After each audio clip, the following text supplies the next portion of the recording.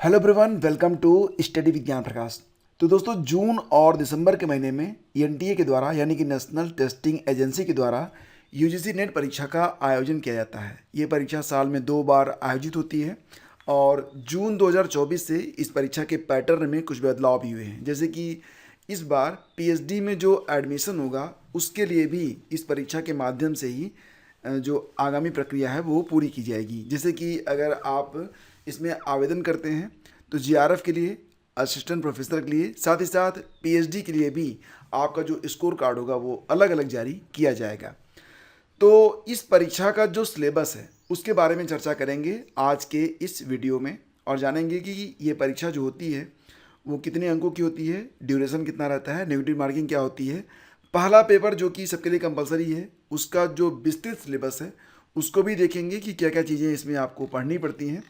और ये पूरी की पूरी पीडीएफ है मेरे पास, तो ये क्या क्या आपको पढ़ना पड़ेगा। कुल मिला के मात्र 10 टॉपिक हैं और इसी 10 टॉपिक से 50 प्रश्न आपके पूछे जाते हैं और हर प्रश्न 2 अंक का होता है। यानी कि ये जो 10 टॉपिक हैं इससे कुल 100 अंकों के प्रश्न पूछे जाते हैं। तो सबसे पहले तो आपको ये बता दें कि परीक्षा पेन और पेपर मोड में अभी तक हो रही है। जून की जो परीक्षा है जो कि 16 जून को होनी है, ये भी पेन और पेपर मोड में ही होगी। यानी कि ये जो परीक्षा है वो ओएमआर के आधार पर होगी। यहाँ पर कुल मिला के 3 घंटे की परीक्षा होगी और ये 3 घंटे लगातार रहेंगे। पहले क्या होता था, पहले थोड़ा सा ब्रेक मिलता था आधे घंटे का, अब वो ब्रेक यहाँ पर समाप्त कर दिया गया है। 2 पेपर आपके होते हैं, पेपर 1 और पेपर 2। जो पेपर 1 होगा ये सभी के लिए होता है, यानी कि चाहे आप किसी भी विषय से आवेदन किए हों, पेपर 1 में शामिल आपको होना ही है। तो इसमें कुल मिला के 50 प्रश्न होते हैं और एक प्रश्न 2 अंक का, यानी कि कुल मिला के 100 अंकों का होता है पहला पेपर। और जो दूसरा पेपर होगा ये आपके विषय से होगा।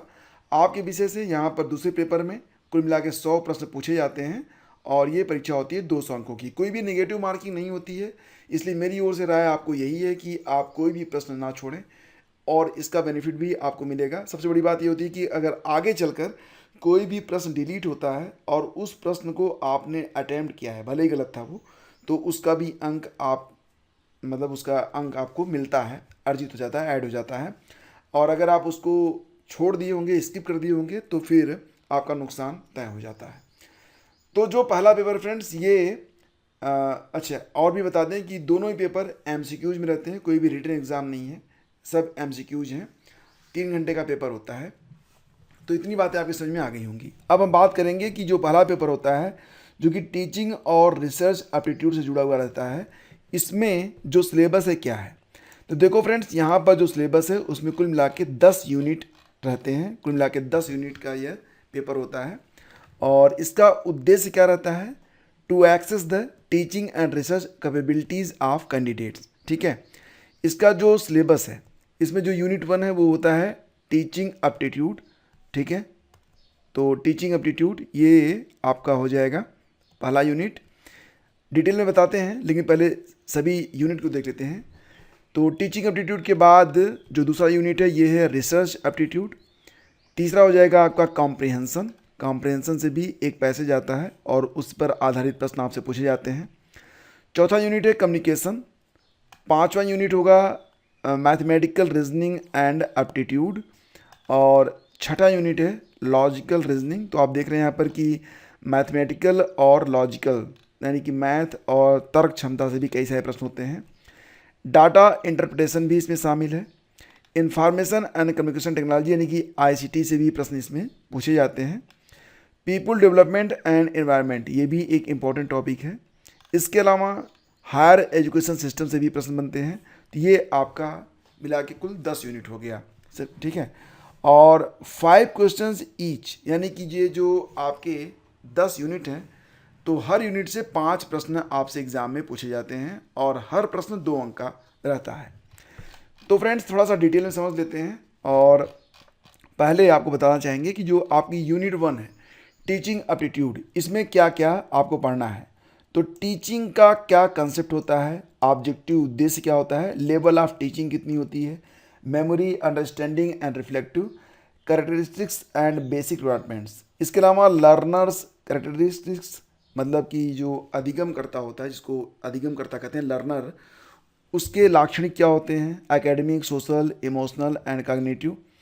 इसके अलावा factors affecting teaching related to teacher learner और method of teaching in institutional of higher learning. तो ये टॉपिक आते हैं टीचिंग एप्टीट्यूड के अंतर्गत। और भी है जैसे कि teaching support system, evaluation system. ठीक है। रिसर्च एप्टीट्यूड में रिसर्च का मतलब क्या होता है, टाइप्स क्या होता है और इसका जो कैरेक्टरिस्टिक्स है वो क्या है, पॉजिटिविज्म क्या है, पोस्ट पॉजिटिविस्टिक क्या होता है, मेथड ऑफ रिसर्च कितने होते हैं, स्टेप्स ऑफ रिसर्च कितने होते हैं, ये सब। कॉम्प्रिहेंशन में एक पैसेज होगा, पैसेज पर आधारित प्रश्न आपसे पूछे जाएंगे। कम्युनिकेशन में क्या रहेगा कि कम्युनिकेशन हो गया, इसकी मीनिंग, टाइप्स एंड जो लक्षण होते हैं। इफेक्टिव कम्युनिकेशन कैसे करते हैं, बैरियर्स ऑफ इफेक्टिव कम्युनिकेशन क्या है, मास मीडिया एंड सोसाइटी।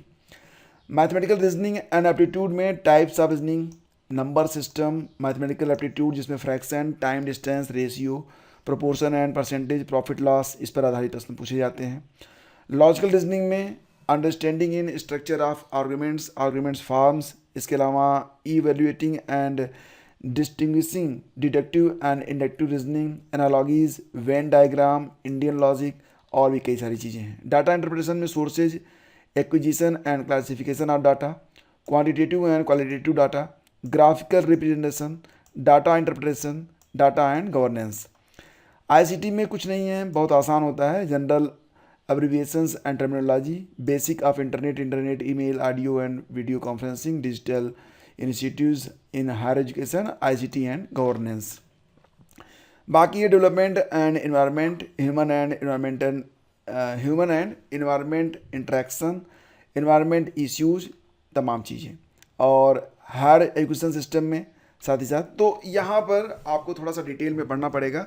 इसकी थियरी की क्लासेस इसी चैनल पर आपको प्रोवाइड करवाई जाएंगी और मात्र 10 लेक्चर में ये पूरा जो आपका टॉपिक है कवर हो जाएगा। तो इसकी तैयारी आप बहुत ही आसानी से इसी चैनल के माध्यम से कर सकते हैं। डेफिनेटली यकीन मानिए कि यहाँ पर जो कुछ आपको पढ़ाया जाएगा वो एग्ज़ाम में आएगा। मैं 2014 में ही यूजीसी नेट की परीक्षा क्रैक किया था और 2 सब्जेक्ट से मैं क्रैक कर चुका हूँ, तो मुझे काफ़ी अच्छा एक्सपीरियंस है यूजीसी नेट के बारे में। तो अगर आप मुझसे पढ़ना चाहते हैं तो बस सिंपली चैनल को सब्सक्राइब कर लीजिएगा। यहाँ पर मेरा प्रयास है कि पूरा का पूरा जो सिलेबस है वो फ्री ऑफ कास्ट आप लोगों को लेक्चर के माध्यम से दे दिया जाए, ताकि एग्ज़ाम से पहले आप पूरा का पूरा जो लेक्चर है उसको आप वॉच कर सकें। ठीक है। तो दोस्तों ये था आज का वीडियो। और हाँ, आप जो आपका जो सब्जेक्ट है उससे संबंधित जो सिलेबस की पीडीएफ है, अगर उसको आप डाउनलोड करना चाहते हैं तो उसके लिए मैं लिंक आपको वीडियो के डिस्क्रिप्शन में दे रहा हूँ। तो आप यहाँ पर आ जाएंगे। यहाँ पर देखो जो पहला पेपर है पूरा सिलेबस है, मतलब जितने भी विषय होते हैं तो सभी विषयों का पूरा सिलेबस यहाँ पर दे दिया गया है। आपका जो भी सब्जेक्ट है उसका सिलेबस आप चाहे इंग्लिश में आप चाहे हिंदी में डाउनलोड यहाँ से कर सकते हैं। तो ये जो आप पोर्टल देख रहे हैं, इस पेज का लिंक वीडियो के डिस्क्रिप्शन और पहले कमेंट में मैं दे रहा हूँ, तो वहाँ से जाकर आप इसे डाउनलोड कर पाएंगे। तो दोस्तों ये था, और thank you so much for watching the video. तैयारी के लिए चैनल को सब्सक्राइब करना मत भूलिएगा। बहुत बहुत धन्यवाद।